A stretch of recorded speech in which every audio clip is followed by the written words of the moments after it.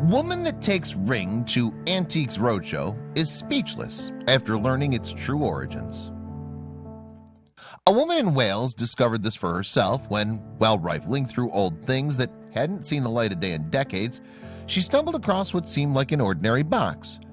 But things aren't always what they seem, especially in old dusty attics. Hidden beneath a thick layer of grime was a box, not a cardboard box, but the kind you'd expect to find in a shipwreck.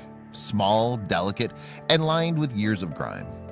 It's the kind of chest that can only contain something spectacular. If only she could open it. The woman looked through drawers, boxes, and cabinets. No key. For a moment, she feared she'd never learn what was really inside the box, until a relative called her with exciting news. The key had been found. The woman dug the key into the lock, her thoughts racing with possibilities. There could be some old folded-up documents in the box, or maybe just some old trinkets from years past.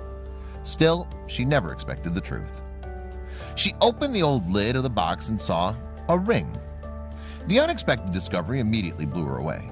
She turned the ring over in her hands, inspecting its every detail, and some details completely took her breath away. The first clue that she'd found something special was how the ring felt. It was made out of a thick, flat metal. It was ornately carved with feather shapes circling the outside. Still, the most astounding detail was harder to see. As she felt around the perimeter of the ring, she felt something unexpected. A hinge. The raised ridge proved that this was no ordinary ring. There were more secrets hidden within, and when she finally pried it open, she knew she needed an expert. The discovery of the hinge, and more importantly what was inside, made it clear to the woman that she was out of her element. The ring needed to be examined by an expert, so she brought it to the one place she knew she could trust.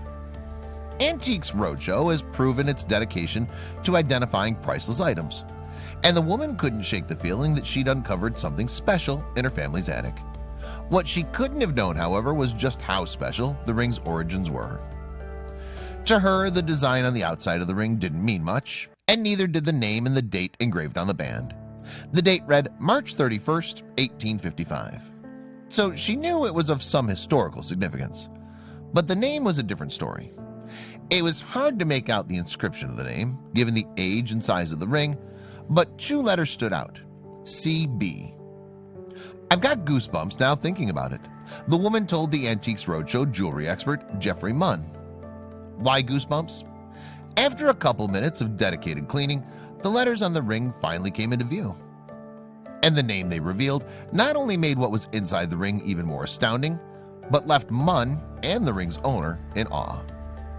The letters revealed the name of one of the UK's literary heroines, Charlotte Bronte. With this discovery, Munn and the ring's stunned owner attempted to piece together the ring's story. Its history, it turns out, was not a happy one. Charlotte Bronte has gone down in history as the writer behind the brilliant Jane Eyre, one of the most renowned novels of the 19th century. As it turns out, her own family history is just as bleak as her protagonists. Bronte's mother and all 5 of her siblings died before the author's 35th birthday. Writing was Charlotte's only comfort. But being a female writer was almost unheard of back in the 19th century. This left Charlotte with just one alternative. She was forced to publish Jane Eyre under a male pseudonym, Currer Bell. The book became an instant classic, but she wasn't able to enjoy her newfound fame for long. At the young age of 38, the newly pregnant Charlotte died. Although her death is recorded as being from tuberculosis, historians are almost certain that she actually died of hyperemesis gravidarum, or extreme morning sickness. The day of her death? March 31st, 1855. The ring's inscription was no coincidence, and neither was the name. Munn determined that the ring was actually made after Charlotte's death to memorialize her life. Still, there was one detail about the ring that had to be figured out: that mysterious hinge.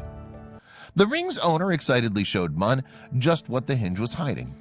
As it turns out, it wasn't just an ornamental decoration. The ring could actually be opened, and what it contained left Munn and the ring's owner reeling. They opened it up and saw hair. The ring opens like a little biscuit tin lid, and amazingly, we see this hair work within. Very finely worked and plaited hair, Munn described. And to the ring's owner's delight, Munn confirmed the hair's origin. Charlotte Bronte. It's weird to put human hair inside jewelry nowadays, but not in 1855. It was a convention to make jewelry out of hair in the 19th century, Munn said, and the reason why sheds light on Charlotte's own bizarre fear. There was a terror of not being able to remember the face and character of the person who had died, Munn explained. Apparently it was a common practice back in the 1800s, especially among the Bronte family. It echoed a bracelet Charlotte wore of her two sisters' hair, Munn concluded. The ring is just one of numerous hair-infused jewelry once owned by the Brontes. But that doesn't mean the ring's value is anything to sneeze at. Without the hair, Munn estimated that the ring would be valued at just $30. The value skyrockets to $25,000. Treasures can truly exist anywhere, and one of Roadshow's most special items started out as a mystery.